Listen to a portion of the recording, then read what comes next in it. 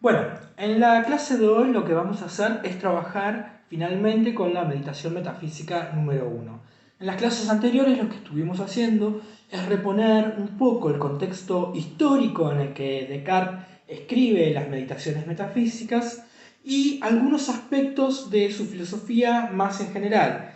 De ese contexto histórico, recordemos que nos encontramos frente a un contexto crítico donde los conocimientos y las verdades que creían que esta cultura, la cultura europea del siglo XVII, creía haber asegurado, de pronto se enfrenta con refutaciones, ¿no? Aparece la nueva ciencia empírica, que trae otro conjunto de verdades, aparecen disputas al interior del campo religioso, y entonces todo este conjunto de fenómenos ponen en crisis, decíamos en la clase anterior, ponen en crisis el conjunto del saber de la época. En este contexto es que Descartes interviene con su texto de Meditaciones metafísicas. Respecto de la filosofía en general de Descartes, habíamos visto también dos cosas muy importantes, como era su noción de ciencia como un sistema unificado de verdades, un conjunto sistemático y unificado de verdades, donde todas las ciencias pertenecían al mismo conjunto de las ciencias, que tenía que haber una coherencia al interior de esas ciencias, es decir, no tenía que tenían que aparecer verdades contradictorias entre sí, y que además esa ciencia se organizaba según un orden de fundamentación. De verdades más generales y simples se iban a ir deduciendo verdades para las ciencias en particular, verdades más complejas.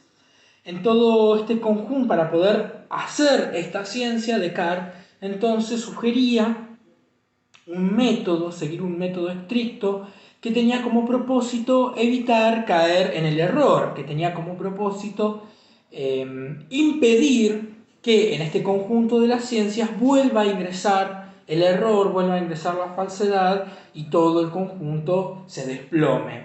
Entonces, este conjunto, decíamos que la ciencia era un conjunto unificado y sistemático de verdades que se organizaba según un orden de fundamentación, de verdades más simples y generales.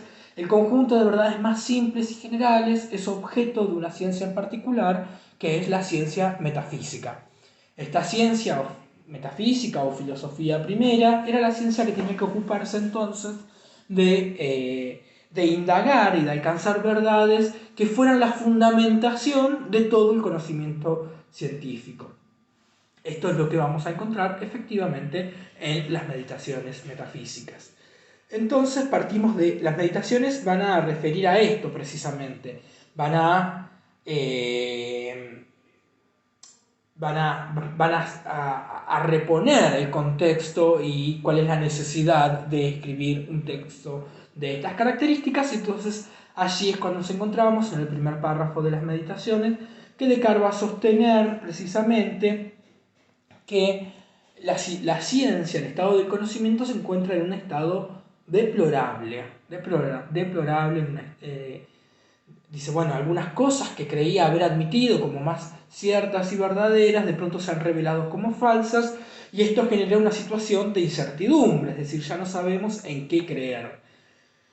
Bien, para evitar esta situación de incertidumbre, ¿no? Lo que Descartes nos va a proponer, entonces decíamos, es este método que se supone que él mismo va a seguir en sus propias meditaciones metafísicas. Y lo que más me importa de la cuestión del método de Descartes es la primera regla. Sobre todo esa es muy fundamental porque es la regla que establece el criterio de verdad, es decir, cuándo vamos a considerar a algo verdadero y cuándo lo vamos a descartar. Esta regla era una regla, decíamos, que, por decirlo de una manera no muy cartesiana, pero más clara, digamos, es una regla que pone la vara muy alta, digamos, deja la vara del conocimiento en un piso muy alto. ¿Por qué? Porque establece, la regla número uno, a ella me refiero, establece cómo como condición para considerar algo conocimiento, que este debe ser evidente. Y por esto Descartes quiere decir indubitable. Decíamos que esta es una regla que hay que tomar en sentido muy estricto. ¿Por qué? Porque Descartes va a considerar que cuando algo se presente con la menor duda, la mínima duda que eso pueda tener, eso va a ser considerado directamente como falso. Bien, una vez que tenemos esta idea, que podemos tener esta idea, Descartes nos dice que el propósito de las meditaciones metafísicas es reconstruir el conocimiento desde bases seguras, es tirar todo abajo. A esto lo podemos llamar como la parte destructiva del tratado de las meditaciones metafísicas, tirar abajo todo lo que creía conocer para reconstruir el conocimiento desde bases seguras. ¿Sí? Este es el objetivo general de las meditaciones metafísicas, y es algo que no tenemos que olvidar y casi que nos tiene que quedar como grabado, ¿no? El objetivo general de las meditaciones metafísicas es reconstruir el conocimiento desde bases seguras. Ahora bien, dado el contexto en el que estamos, el que Descartes se tiene que enfrentar, reconstruir el conocimiento de bases seguras es un proyecto que implica, si se quiere, una pregunta anterior, implica desplazarse hacia una pregunta anterior, que es la pregunta acerca de si es posible o no el conocimiento. ¿Sí? Sí, mi objetivo es reconstruir el conocimiento desde bases seguras, es poder rearmar el edificio del conocimiento. La primera pregunta, la pregunta que se impone, casi como una pregunta anterior a ese objetivo, es preguntarse si el conocimiento es en efecto posible. ¿Sí? Esto es como ir un paso hacia atrás. Si voy a reconstruir el conocimiento, tengo que averiguar entonces si el conocimiento es posible. En ese sentido nos vamos a encontrar con esta pregunta acerca de si es posible el conocimiento o no, reformulada en los términos de la regla número 1. ¿Sí? Preguntar si es posible el conocimiento o no equivale a preguntar si tenemos acceso a algún tipo de conocimiento indubitable, si tenemos acceso a algún tipo de conocimiento evidente. ¿Sí? Esa es la manera en que debemos reformular esta pregunta acerca del conocimiento en los términos de Descartes. Bien, a eso, digamos, si seguimos un paso más, lo que vamos a tener es que esa pregunta acerca de si el conocimiento es posible, es decir, de si hay algún tipo de conocimiento indubitable, esa cuestión debemos indagarla por la negativa, de alguna manera. Es preguntarse, ¿cómo sería? Preguntarse si hay razones para dudar de nuestro conocimiento. ¿Sí? Ese es el objetivo, preguntarse si hay razones para dudar de nuestro conocimiento. Nosotros ya sabemos un montón de filosofía y ya sabemos que hay un movimiento filosófico que se pregunta esto y que ataca esta posibilidad, que es el escepticismo. Uno podría decir, bueno, lo primero que tenemos que hacer es preguntarnos qué razones hay para ser un escéptico, dado que los escépticos existen, cuestionan la posibilidad misma del conocimiento. Nuestra pregunta entonces es, bueno, veamos qué razones hay para ser un escéptico. Esto es el objetivo específico de la meditación número 1. La meditación número 1 se va a preguntar o va a hacer una indagación acerca de qué razones hay para dudar de nuestro conocimiento. Ahora bien, supongamos que nosotros tenemos una lista de las cosas que sabemos, ¿sí? Una lista de conocimientos o una lista de creencias. Acá le podemos llamar, a esos conocimientos le podemos llamar tener creencias, ¿sí? En este contexto, la idea de creencia tiene esa connotación. Entonces, bueno, ¿qué lista de creencias? Nosotros deberíamos, según Descartes, hasta este momento, nosotros deberíamos entonces indagar si esas creencias son indubitables o si son dudosas. Si son indubitables, entonces las puedo guardar como conocimiento. Si son meramente dudosas, las debo descartar. Imagínense, y Descartes en esto es muy claro, imagínense que una tarea tal sería una tarea infinita. Sería una tarea que no sabríamos cuándo de hecho está terminada. De modo tal que Descartes dice, bueno, esa tarea es imposible. pero hay una manera de llevarla a cabo. Dice, todos mis conocimientos los obtengo de alguna manera, ¿sí? Con alguna facultad. Es decir, soy yo el que conozco y son mis facultades las que están involucradas en el conocimiento. Por ende, lo que tengo que hacer no es averiguar creencia por creencia, a ver si estas son indubitables, sino que hay una manera mejor de hacerlo, que es indagar en si son indubitables las facultades mediante las cuales obtengo creencias. ¿Sí? Este va a ser el camino, es decir, ¿qué presupone este camino? ¿Cuál es el supuesto de esta estrategia de Descartes? El supuesto de esta estrategia de Descartes es, por supuesto, que si la facultad mediante la cual yo conozco algo se revela como dudosa, todas las creencias que de esa facultad dependen, todos los conocimientos que yo he obtenido mediante esta facultad, quedan entonces descartados, ¿sí? Quedan entonces absolutamente descartados. Bien. La argumentación a partir de ahora, y esto que ya se los venía advirtiendo, pero nunca viene mal recordarlo, Descartes es un filósofo muy prolijo y que es muy prudente, podríamos decir, con sus argumentos, procede muy lentamente, dice mucho en muy poco espacio, en muy pocas páginas, está diciendo mucho. Y esto hay que tenerlo en cuenta. Descartes parece fácil, parece un autor medianamente accesible y sencillo. De hecho, es uno de los más legibles en el sentido de que uno se enfrenta al texto y puede leerlo.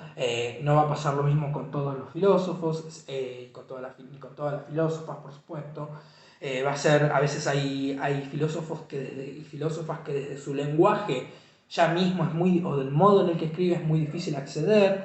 No es el caso de Descartes, pero esto es un poco una trampa, digamos. Descartes dice mucho en un estilo muy sencillo y hay que seguirlo con mucho cuidado,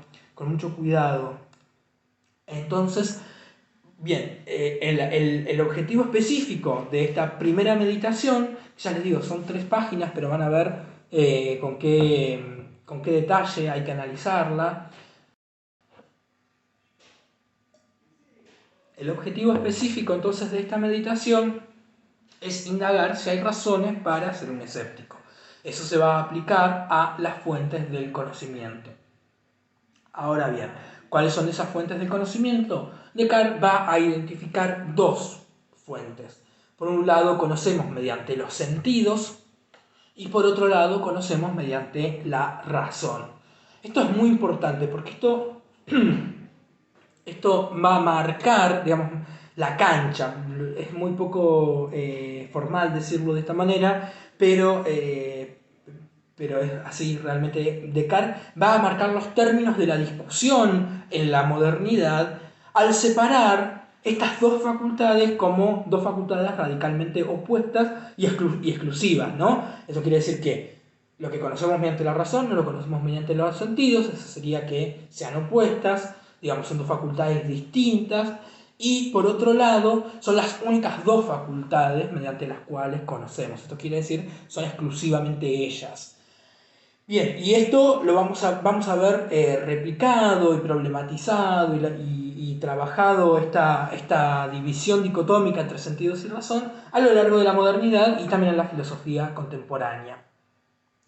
Bien, entonces acá nos vamos a enfrentar a una serie de argumentos para decidir, para indagar, para averiguar si estas fuentes del conocimiento, si estos principios del conocimiento son indubitables, ¿sí? La regla número 1 la tenemos que tener siempre en mente y confrontar a Descartes con su propia regla.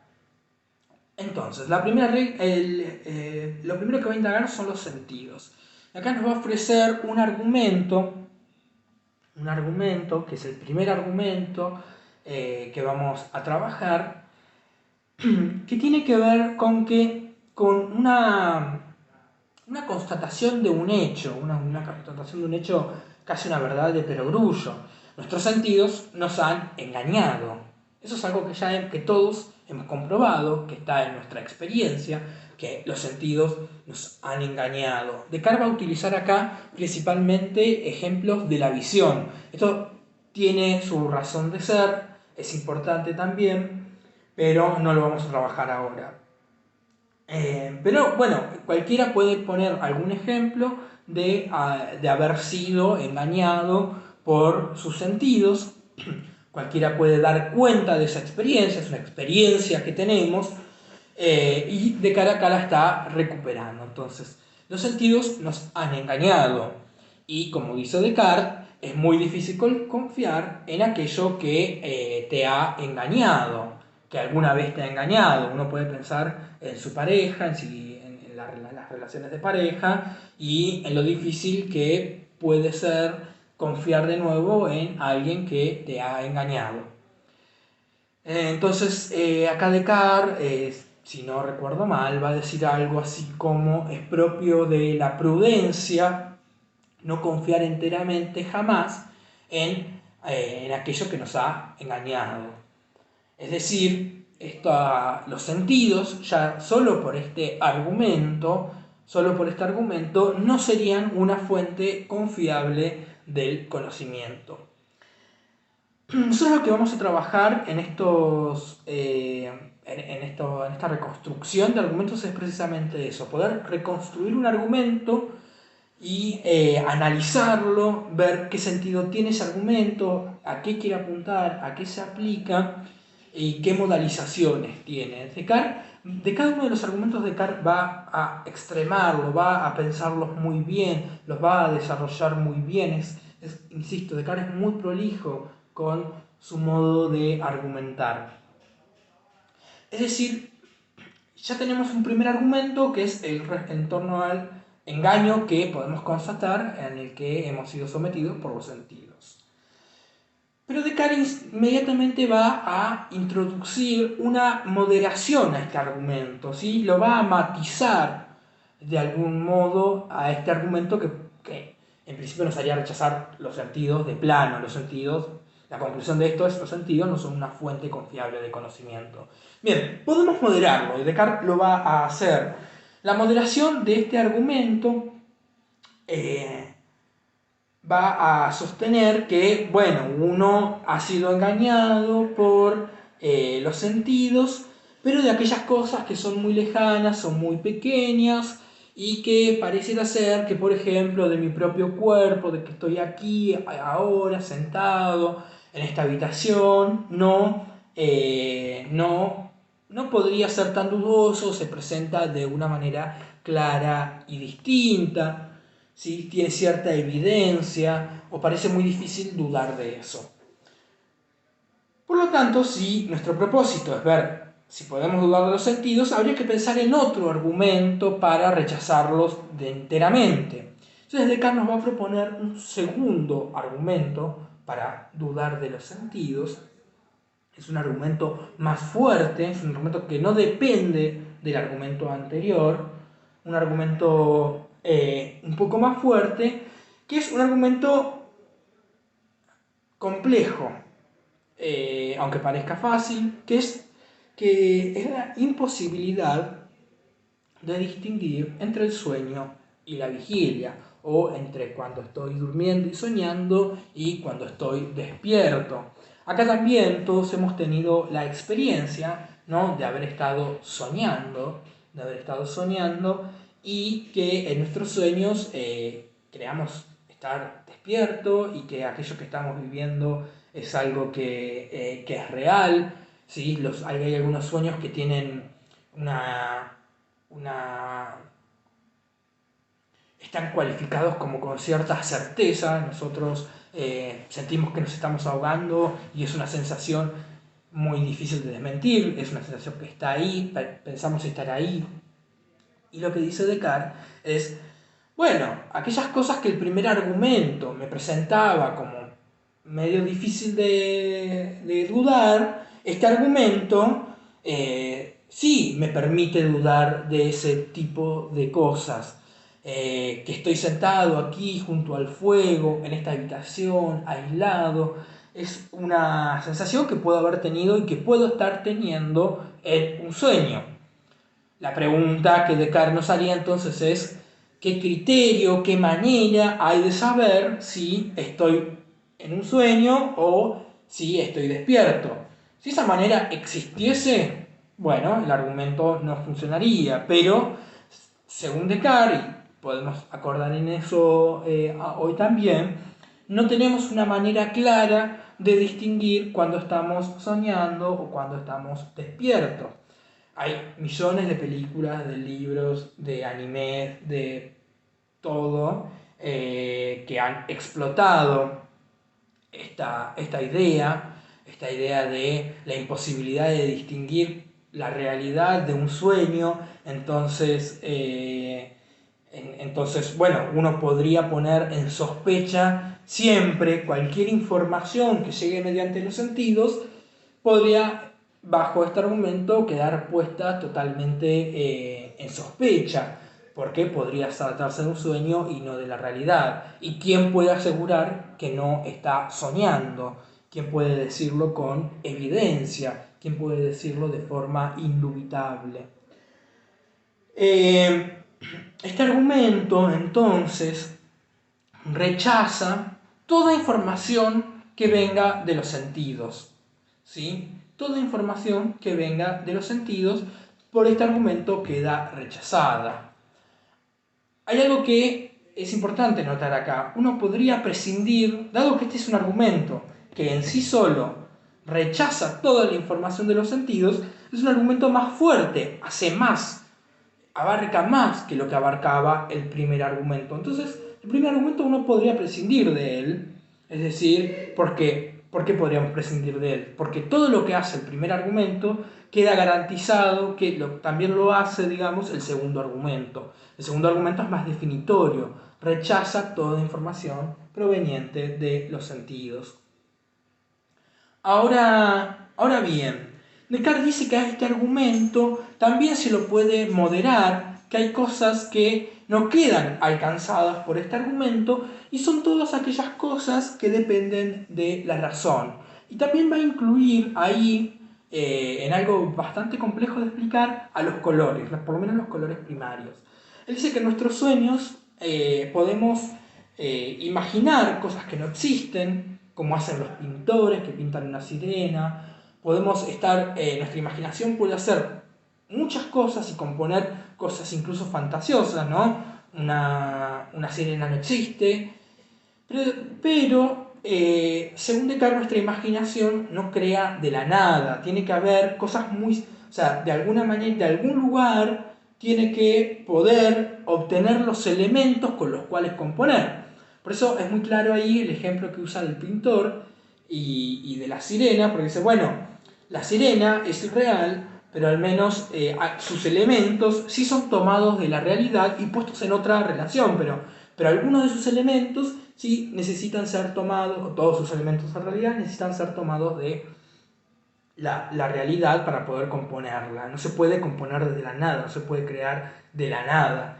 Necesitamos algo. Entonces, dice Descartes, de alguna manera, todas estas cosas, los elementos más simples, y va a hablar de los colores, de las figuras y de las operaciones matemáticas, no quedan alcanzados por el argumento de la no distinción entre el sueño y la vigilia. Esto, como lo ejemplifica Descartes, dice, bueno, yo puedo estar soñando,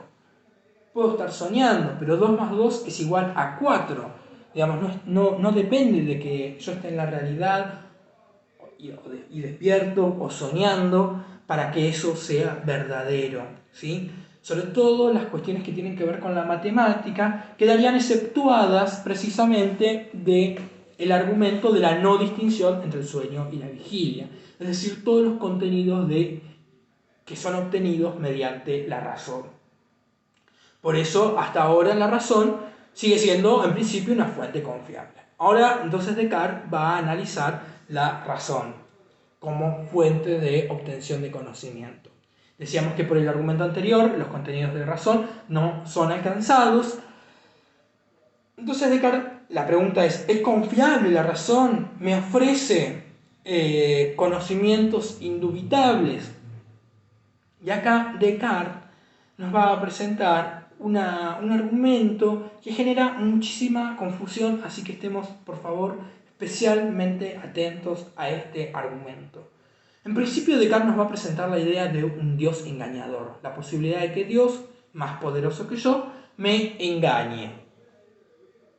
Ahora bien, esta idea va a ser descartada, ¿no? Dios no puede ser... Primero porque no sabemos si Dios existe o no existe. Eso no le preocupa a Descartes ahora. Descartes está averiguando si es posible dudar de la razón. Pero la misma idea de Dios engañador es una idea que, aun cuando Dios no exista o exista, no importa, es una idea que es contradictoria en sí misma para Dios. Digamos, aplicarle la cualidad de engañador a la idea de Dios, no a la existencia de Dios, a la idea de Dios, es una fórmula que se constituye un oxímoron, una contradicción en sí misma. Es casi tan extraño como hablar de un cuadrado redondo, aun cuando no exista ningún cuadrado, ¿sí? No sé, pero a lo que voy es, no nos preocupemos, por lo menos en la meditación 1 y en la meditación 2, no nos preocupemos por Dios. Dios no va a jugar ningún papel, ¿sí? Esto ténganlo muy claro. En la primera meditación y en la segunda meditación, Dios no es un problema, no juega ningún papel, no tiene nada que hacer allí, así que despreocúpense de esa idea respecto de Dios. Lo que va a ofrecer Descartes como argumento es la hipótesis del genio maligno. Y es una hipótesis. Esto quiere decir que no es una afirmación de una verdad. Descartes no está diciendo existe un genio maligno. Un genio maligno que me engaña cuando yo hago la operación más simple, como 2 más 2 es igual a 4. Descartes no puede decir eso. De hecho, no podría decir existe un genio maligno. Bien, Descartes no puede afirmar que exista algo así como un genio maligno, porque dijimos que solo podíamos afirmar aquellas cosas indubitables. Entonces, no tiene ningún sentido afirmar la existencia de un genio maligno. Por eso el genio maligno es una hipótesis. ¿Qué rol cumple como hipótesis? ¿Por qué proponer? O sea, puede sonar un poco extraño. Descartes empieza a decir ahora, supondré que existe un genio maligno tal que me engaña siempre que hago la operación matemática más sencilla y por ende no puedo confiar en mi razón. ¿Qué sentido tiene proponer ese tipo de hipótesis? Tiene el sentido de cumplir la regla de evidencia que me obliga a aceptar solo conocimientos indudables. Entonces, para cumplir esa regla de aceptar solo conocimientos indudables, lo que hay que hacer es precisamente extremar las razones para dudar, ser, como decimos, el más escéptico de los escépticos, ir más allá incluso de lo que los escépticos habían ido. Esto es lo que nos está proponiendo Descartes. Ahora bien, ¿cómo funciona esta hipótesis? Esta hipótesis funciona, si quieren verlo de alguna manera, como una propuesta del menor mal posible. La que nosotros nos tenemos que preguntar es, ¿sabemos que existe el genio maligno? No. Supongamos al genio maligno como un ente que nos engaña acerca de nuestro contenido de la razón y también, por supuesto, de los sentidos. Bien, ese genio maligno, ¿sabemos que existe? No, sabemos que existe. ¿Sabemos que no existe? Tampoco, y ese es el problema. Si existiese el genio maligno, yo estaría siendo engañado incluso de la operación matemática más sencilla.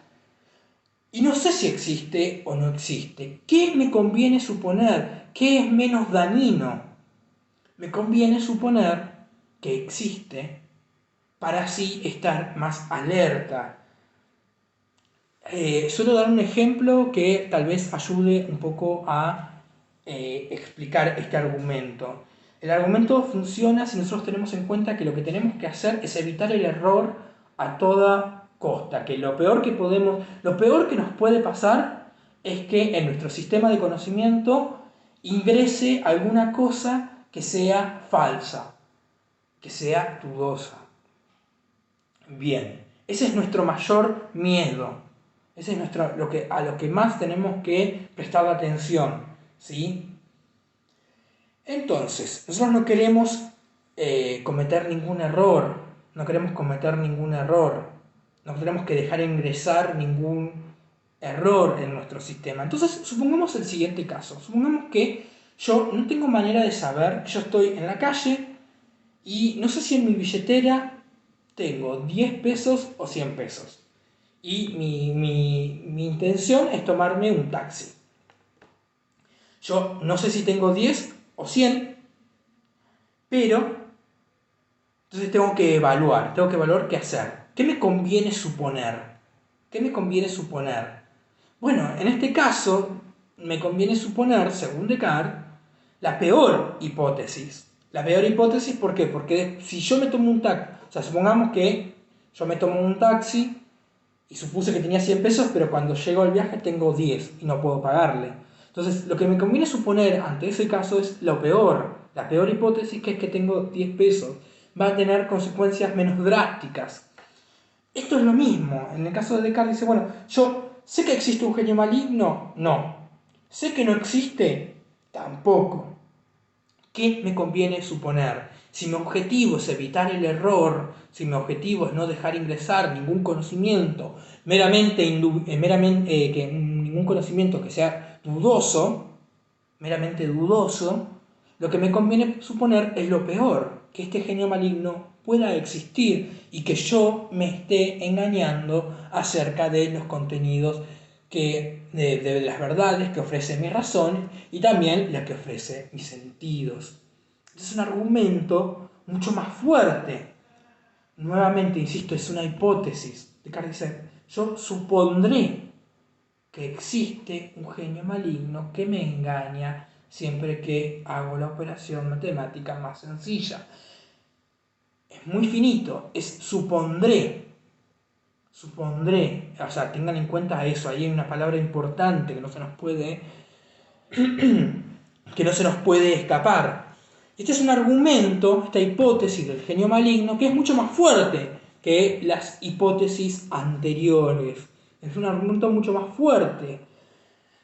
De modo tal que si existe tal genio maligno, ¿sí? La mera hipótesis de que exista ese genio maligno, tiene que hacerme pensar, me lleva a pensar que ni el contenido de mi razón, ni el contenido de mis sentidos son son fuentes confiables de conocimiento, ¿no? Ni que el sentido ni razón son fuentes confiables del conocimiento.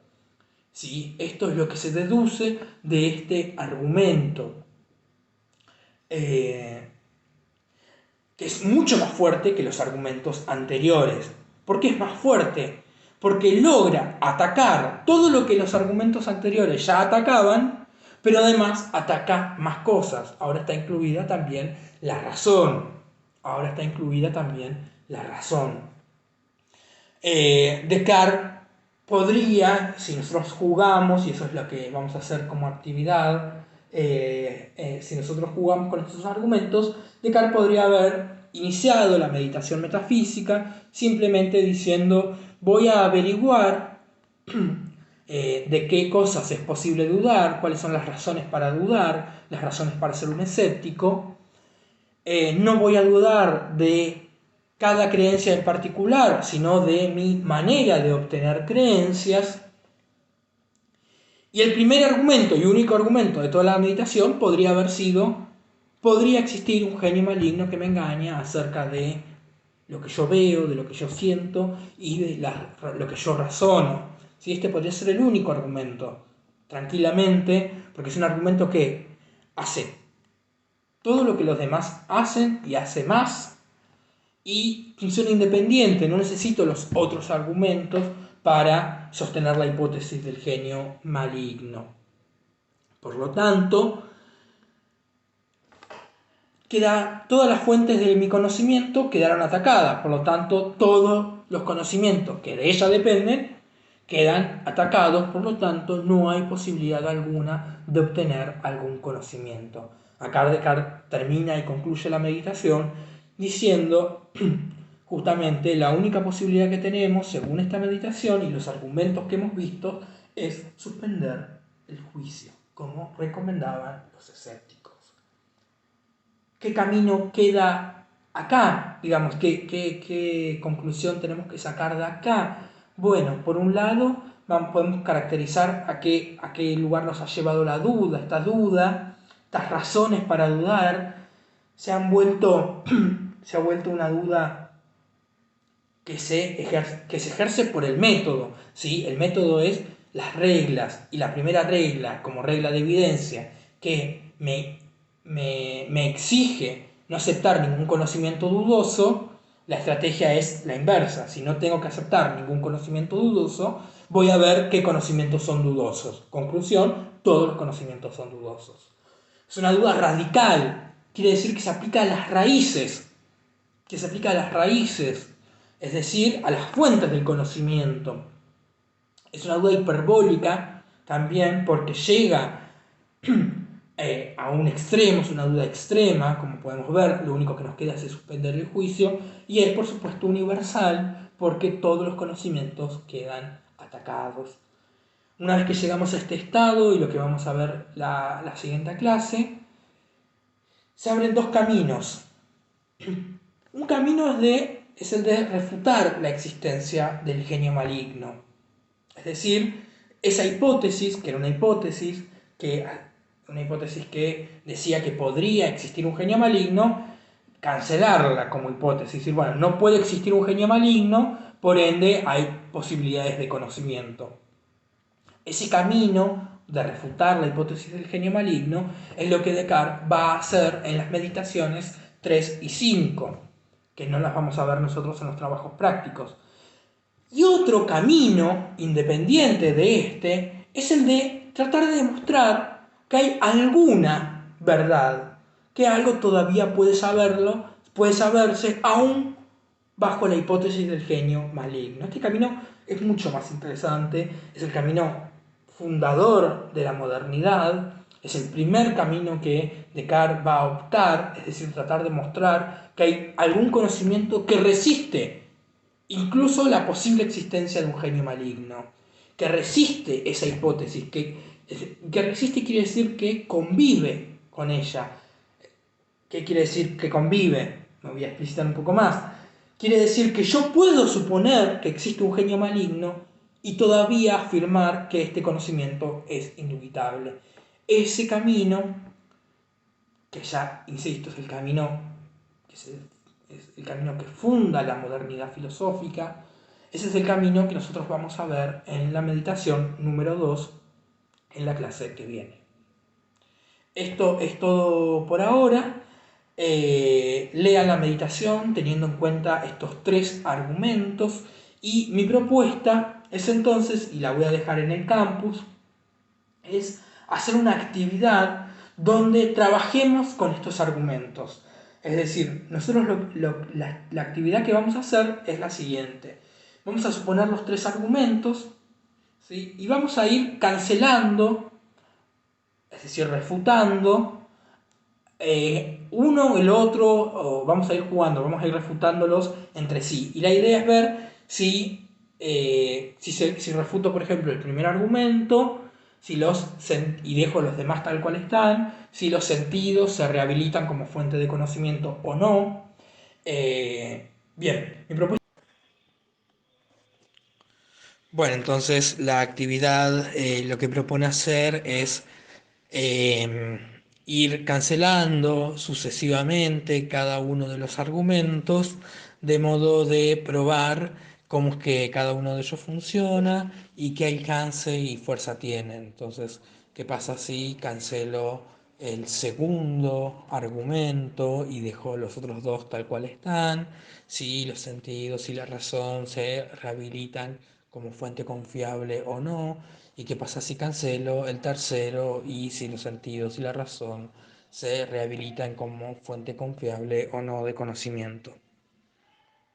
Que hagan esa actividad y el miércoles y el jueves vayan subiendo su respuesta al blog, al campus virtual, perdón, y el viernes que viene, entonces, el miércoles y el jueves que viene, vamos a estar trabajando con esas respuestas y discutiéndolas. Bien, eso es todo y nos encontramos entonces en la clase 5 con el análisis detallado de la meditación número 2.